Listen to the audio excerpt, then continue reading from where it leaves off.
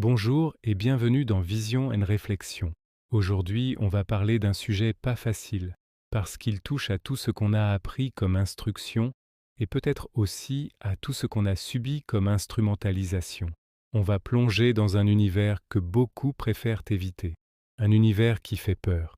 Mais ici, vous le savez, c'est un espace de liberté, sans haine, sans jugement, un espace où on essaie toujours d'avoir une autre lecture du monde. Aujourd'hui, on va parler du bien et du mal, à moins que ce soient des termes erronés, le bien, le mal, Dieu, Satan, la bataille éternelle entre les deux.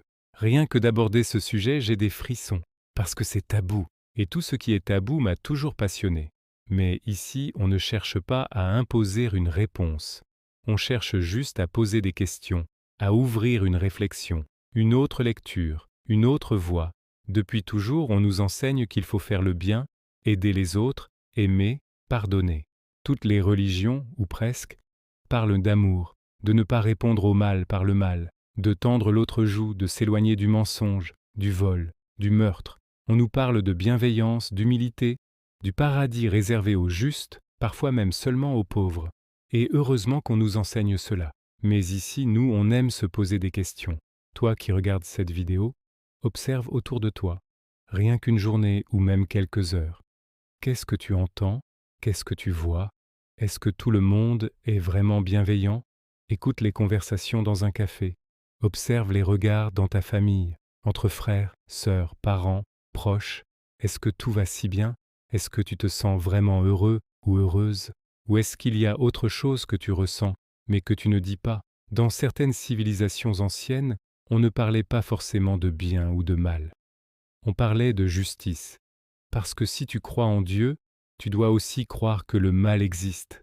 Sinon, ça n'aurait pas de sens. Ce n'est pas un jugement, juste un constat. Moi, j'aime cette idée. Ne pas chercher à être gentil ou méchant, mais chercher à être juste. Prenons un exemple. Un ami à toi est en difficulté financière. Toi, tu as les moyens de l'aider. Tu choisis de l'aider. Est-ce que c'est gentil ou est-ce que c'est juste?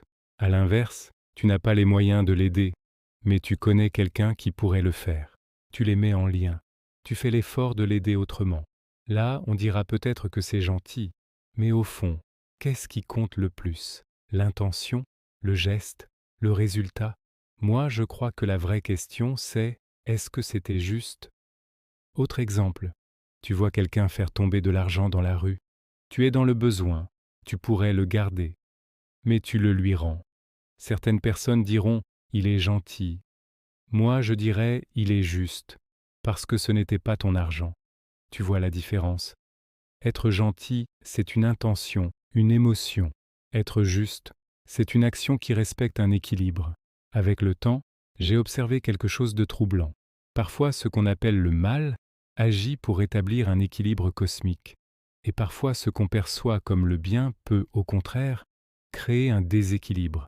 Par exemple, certaines personnes ne devraient peut-être jamais devenir riches, non pas par punition, mais parce que la richesse les détruirait, les transformerait en quelque chose qu'elles ne sont pas. Alors, peut-être que le fait de ne jamais l'avoir, c'est juste. Dans une précédente vidéo, j'avais évoqué l'idée d'accepter que le mal existe aussi en nous, non pas pour le nourrir, bien sûr, mais pour mieux nous connaître. Parce qu'aussi libre qu'on veuille être, on ne vivra jamais sans mauvaise pensée, sans mots blessants, sans jugement rapide. C'est ça aussi l'humain, un être complexe, capable du pire comme du meilleur. Et peut-être que la clé, ce n'est pas d'éradiquer l'un pour l'autre, mais de chercher l'équilibre juste entre les deux. Merci d'avoir regardé. Si tu veux soutenir cette réflexion et continuer à explorer ces questions avec nous, tu connais la suite. Abonne-toi, active la cloche et surtout, viens en parler dans les commentaires. C'est là que la discussion devient vraiment intéressante. À bientôt.